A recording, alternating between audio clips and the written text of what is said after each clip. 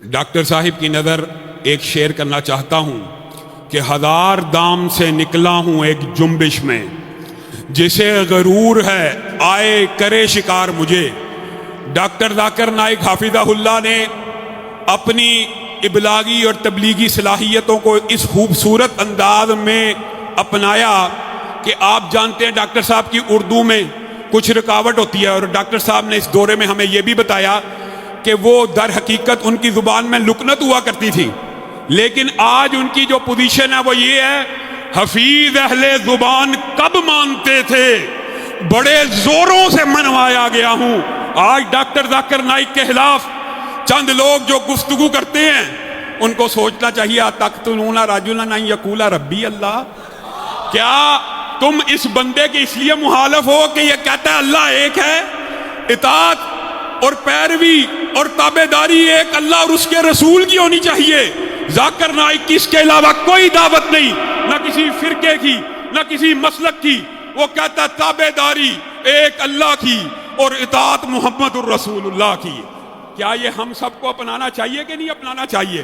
اور دکھ اور افسوس ہوتا ہے ڈاکٹر صاحب کمنٹ کرتے ہیں، بعض لوگ ٹرولنگ شروع کر دیتے ہیں، کل للمؤمنین، اور اللہ نے کل للمؤمنات کا الگ کہا، یغضوا من ابصارہم اور یغضضن من ابصارہن کا الگ الگ سیگا بولا۔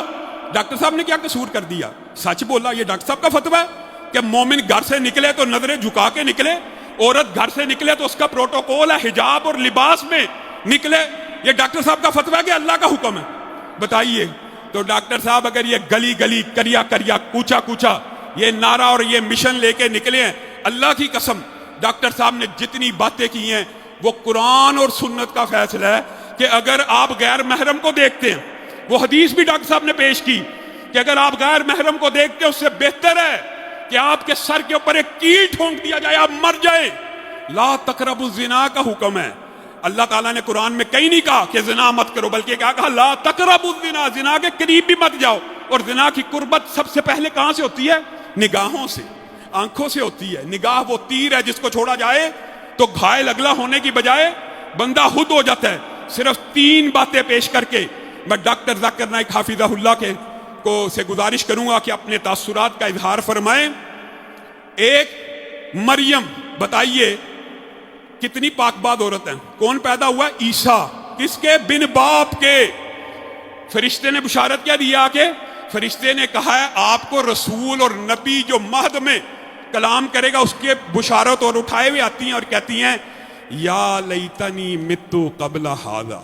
اور لوگوں کبھی اس بات پہ غور کیا کہ ذاکر نائک کس چیز کی طرف بلا رہا ہے؟ یا لیتنی متو قبل ھذا، ایک نبی اور پیغمبر کو اٹھا کے لا رہی ہیں اور کہہ رہی ہیں کاش میں مر جاتی اور میرے بارے میں لوگ یہ نہ کہتے یا اخت ہارون ما کان ابوک امرأ سوء وما کانت امک بغیہ۔ نکاح آج جو تقریب ہے خالد بھائی کے بیٹے کی اور ہمارے مجیب بھائی کی بیٹی کی نکاح کی، انشاءاللہ یہاں پہ تقریب بھی ہوگی، اتنی عظیم نیکی ہے، ایمان کا اتنا عظیم منصب ہے کہ ایک نبی موسیٰ نے اس ایک نکاح کے لیے 10 برس کی خدمت کا مہر مقرر کیا، اور دوسرے نبی پیغمبر یوسف نے اس ایک نکاح کو اور زنا سے بچنے کے لیے 10 برس کے قریب اپنے آپ کو جیل خانے میں ڈالنا گوارا کر لیا۔ اور تم ڈاکٹر ذاکر نائک کے بارے میں کہتے ہو یہ جو انہوں نے ہلچل کی بات کیا یہ معیوب ہے۔ اللہ کی قسم تمہیں اپنے دماغوں کا علاج کرانا چاہیے۔ ڈاکٹر ذاکر نائک نے جو کہا سچ کہا، حق کہا۔ میں جمعیت اہل حدیث پاکستان کے صدر ہونے کے ناطے سے، جس کی بنیاد علامہ احسان الہی ظہیر رحمہ اللہ نے آج سے 40 برس تقریباً قبل پاکستان میں رکھی، اور اپنے خون کو اس جماعت کے سپرد کر دیا، اور اس کے پودے کی جڑوں کے اندر اپنا لہو پیش کر کے اس کو ایک تناور درخت بنا دیا۔ آج 37 برس کے بعد اللہ رب العزت کی توفیق سے اگر مجھے اسی جماعت کا صدر ہونے کا موقع ملا ہے تو جمعیت اہل حدیث پاکستان ڈاکٹر ذاکر نائک کو پاکستان آمد کے اوپر اہلاً و سہلاً مرحبا بھی کہتی ہے، خوش آمدید بھی کہتی ہے، اور ڈاکٹر صاحب کے ساتھ اظہار یکجہتی نہیں کرتی۔ اللہ کی قسم یہ ہزاروں کا مجمع آپ کو پتا بغیر اطلاع کے ڈاکٹر صاحب کی محبت میں یہاں پہ آیا، میری محبت میں نہیں آیا۔